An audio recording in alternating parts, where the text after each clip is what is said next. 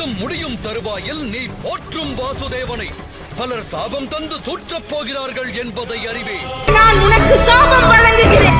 என்னுடைய வம்சமானது அடியோடு அழிந்ததோ அவ்வாறே உன்னுடைய யாதவ குலத்தின் பெரும் அழிவானது உன் கண்ணுக்கெதிரே நடக்கும் வாசுதேவா. அன்று அவர்களுக்கு ஆறுதல் கூறி கண்ணீர் துடைத்து ஒருவரும் இருக்க மாட்டார்கள்.